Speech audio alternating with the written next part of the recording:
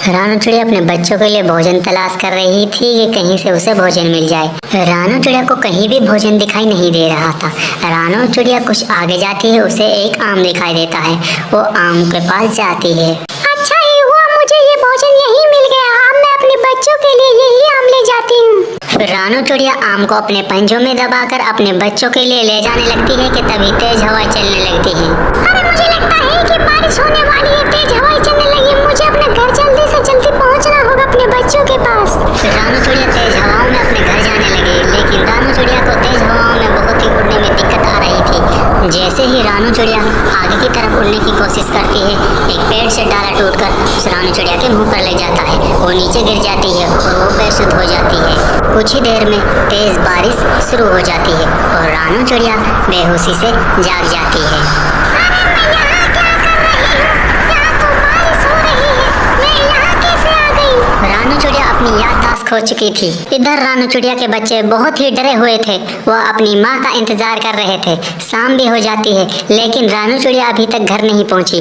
अचानक वहाँ तो शिकारी पक्षी आ जाते हैं। मुझे यही कहीं से चिड़िया के बच्चों की खुशबू आ रही है। मुझे लगता है आज हमें बारिश में चिड़िया के बच्चे खाने को मिलेंगे। रानू चिड़िया अपनी याददाश्त खो चुकी थी। वो तेज बारिश में वहाँ बैठी एक पेड़ के नीचे भीग रही थी।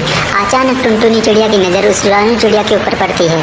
अरे ये चिड़िया बेचारी यहाँ भीग रही है अकेली इस बारिश में, इसकी मदद करती हूँ। फिर तुरंत टुनटुनी चिड़िया उड़कर उस रानू चिड़िया के पास आ जाती है। अरे चिड़िया बहन, तुम यहाँ क्यों भीग रही हो? चलो मेरे साथ मेरे घर में। चिड़िया तुम यहाँ आ जाओ, तुम यहाँ पर सूख जाओगी। अरे ये क्या, तुम्हारे सर में चोट किस लगी? क्या तुम्हारे ऊपर किसी पक्षी ने हमला किया है? और तुम्हारा नाम क्या है? चिड़िया बहन मुझे नहीं पता ये मेरे सर में चोट कैसे लगी, और मुझे अपना नाम भी नहीं पता है। ठीक है चिड़िया बहन, मैं तुम्हारे ऊपर मरहम पट्टी कर देती हूँ, तुम्हें फिर बेहतर महसूस होगा। तुम यहाँ थोड़ी देर बैठो, फिर मैं तुम्हें खाना भी खिलाऊंगी। चिड़िया बहन, मम्मी कब आएगी? हमें बहुत डर लग रहा है। कब आएगी मम्मी? बोलो भाई, तुम बिल्कुल भी मत डरो, मैं हूँ ना तुम्हारे पास। मम्मी पापा जल्दी ही आ जाएंगे। गुड़िया उम्र में बड़ी थी, इसलिए उसे कुछ समझ थी। अचानक वहाँ दुष्ट चील आ जाती हैं। आखिरकार तुम दोनों बच्चे हमें मिल ही गए। अब हम तुम्हें खा जाएंगे, हमें भूख लग रही है। क्या चिड़िया बहन, तुम्हें अपने बारे में कुछ याद आया है? हाँ चिड़िया बहन, मुझे याद आया। मेरा नाम रानू चिड़िया है। मैं सुंदरवन जंगल में रहती हूँ। मेरे पति वो बंटी कबूतर है, वो दो मेरे बच्चे हैं, वो सुंदरवन जंगल में रहते हैं। अरे वाह रानू चिड़िया, तुम्हें तो याद आ गया है, ये तो बहुत ही खुशी की बात है। नहीं, मुझे ये याद नहीं आ रहा है कि मैं सुंदरवन जंगल में रहती कहाँ पर हूँ। मुझे मेरे बच्चों के पास जाना है। फिर दोनों चिड़िया यही सोचकर सुंदरवन जंगल में अलग अलग दिशा में चल पड़ती हैं। अरे ये दुष्ट चील इस बेचारे कबूतर को मार रहे हैं, चलो इसकी मदद करती हूँ। इधर बेचारा बंटी कबूतर उन दोनों दुष्ट चीलों का मुकाबला कर रहा था। फिर टुनटुन चिड़िया कबूतर के साथ मिलकर उन दुष्ट चीलों को मार भगाते हैं।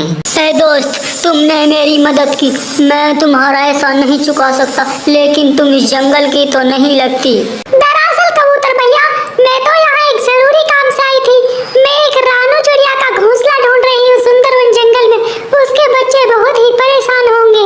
क्या टुनटुनी बहन, रानू चिड़िया सुरक्षित है? मैं उसका पति हूँ। कहाँ पर है रानू चिड़िया? क्या कबूतर भैया, आप रानू चिड़िया के पति हैं? हाँ, रानू चिड़िया मेरे पास है, सुरक्षित है। चलो उसके पास ले चलती हूँ मैं तुम्हें। फिर टुनटुनी चिड़िया कबूतर अपने बच्चों को लेकर रानू चिड़िया के पास जाते हैं। फिर रानू चिड़िया अपने बच्चों को देखकर बहुत ही खुश हो जाती है। बच्चे भी अपनी माँ को देखकर बहुत ही खुश हो जाते हैं। प्यारे दोस्तों, इस कहानी से आपको क्या सीख मिली कमेंट में जरूर बताएं। हमारे चैनल को सब्सक्राइब कीजिए। आपका धन्यवाद। कभी ये ले, आज मैं बहुत सारा पैसा चोरी कर लाया हूँ और इनको अलमारी में रख दो तुम जाकर।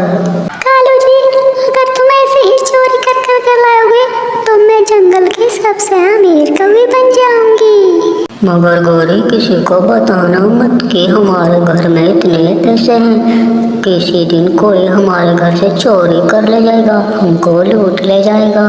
नहीं नहीं कालू, मैं किसी को क्यों बताऊंगी हमारे घर में इतने पैसे हैं? क्यों, मैं पागल हूँ कोई? लेकिन गौरी कभी तो नहीं मानती। वो सीधी चिड़िया के पास जाती है और पैसों को बताने लगती है। चिड़िया, रात तुम्हारा भाई बोरी भरकर पैसा लाया है? मैं तो गिन गिन कर थक गई। मैं सोच रही उन पैसों का मैं क्या करूं। बहुत ही पैसा अलमारी भर गई है मेरी। अच्छा गोरी कवि, फिर तुम जंगल की सबसे अमीर कवि हो। हम तो गरीबों के पास तो 100-200 ही पैसे रहते हैं। और चिड़िया, तुम्हारा भाई बोल रहा था तुम्हें सोने का हार भी ला कर दूंगा। अब मैं जंगल की सबसे अमीर कवि बन गई हूँ। आप सब पर राज करूंगी, किसी से नहीं डरूंगी। फिर अगले दिन गौरी कवि टुनटुनी चिड़िया के पास जाती है। टुनटुनी चिड़िया, हम अपना नया घर बना रहे हैं। हमारे पास बहुत पैसे हैं। बोरी भर भर कर तुम्हारा भाई पैसा कमाता है। क्या गौरी, तुम नया घर बना रही हो? इतने पैसे कहाँ से आए तुम्हारे पास? जरूर तुमने चोरी की होगी किसी की। और क्या, बड़ा घर भी बनाऊंगी। और कालू बोल रहा था तुम्हारे लिए एक रानी हार भी दुआऊंगा।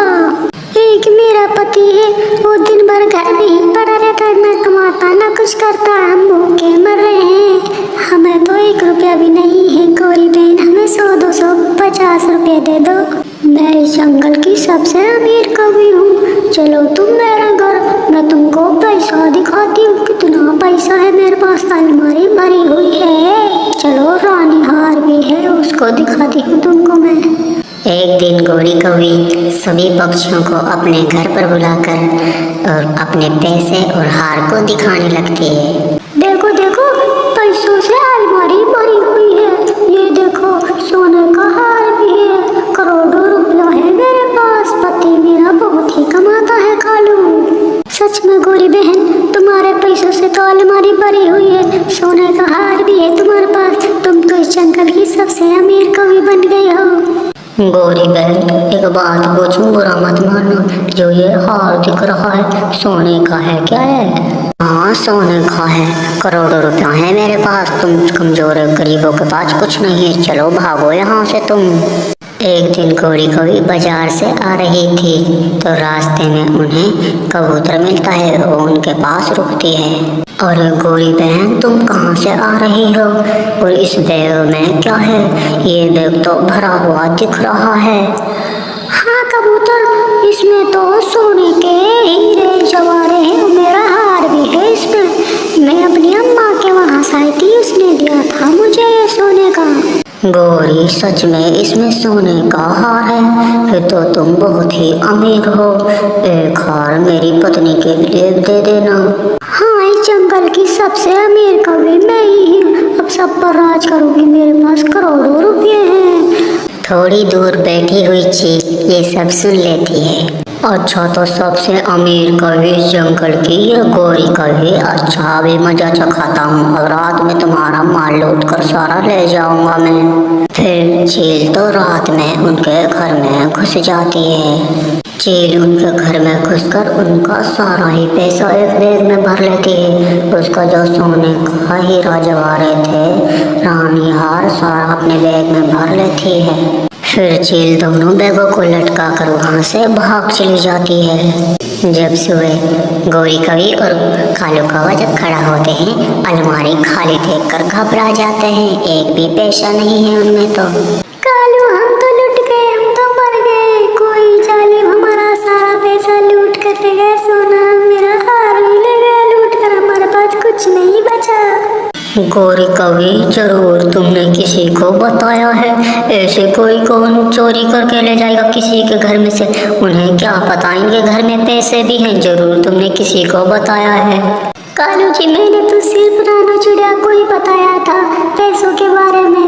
बस मैंने हार के बारे में तो टुनटुनी और तोते को ही बताया था। और कौन ले जा सकता है, वही ले गए। गौरी, अब हमारे पास 1 भी रुपये नहीं है। जो हमने चोरी करके लाए वो सारे ही चोरी हो गए। अब हम क्या करेंगे? प्यारे दोस्तों, इस कहानी से आपको क्या सीख मिली कमेंट में ज़रूर बताइए। कभी भी चोरी नहीं करनी चाहिए। चोरी का माल मोरी में ही जाता है।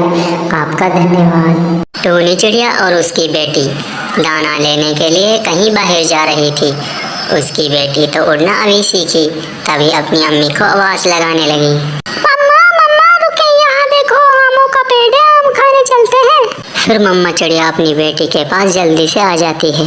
मम्मा वो देखो, आमों का पेड़ है, मुझे आम खाने हैं, चलो आमों के बाग में। नहीं गुड़िया बेटी, तुम यहाँ से जल्दी से चलो, इस आम के बाग की तरफ भूल कर भी मत जाना, चलो यहाँ से जल्दी से। फिर मम्मा चिड़िया अपनी बेटी को लेकर वहाँ से भाग जाती है। फिर वो नदी के पास आकर रुक जाते हैं।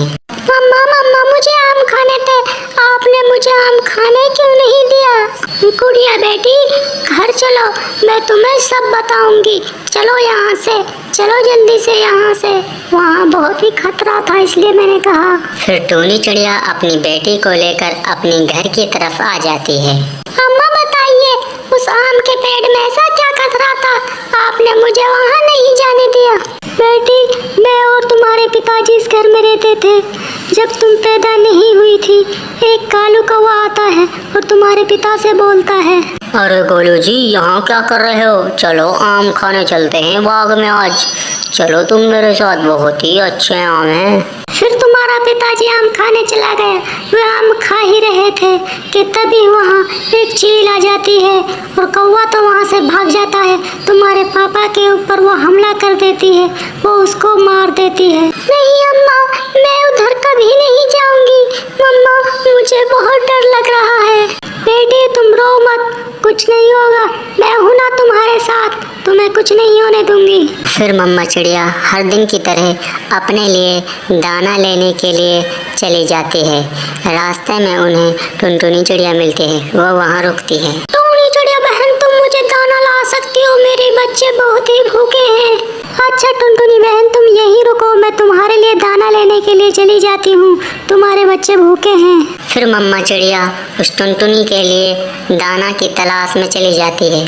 उसे रास्ते में एक आम मिलता है, उस आम को लेकर वो आ जाती है, अपने पंजे में दबाकर टुनटुनी के लिए आम ले आती है।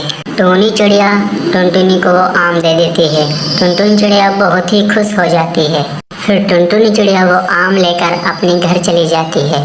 मम्मा चिड़िया अपने बच्चे को लेकर वहाँ से उड़ रही थी कि तभी वहाँ आवाज़ आने लगी, अरे टूनी बहन तुम कहाँ जा रही हो, इधर आओ, मेरे पास आओ तुम।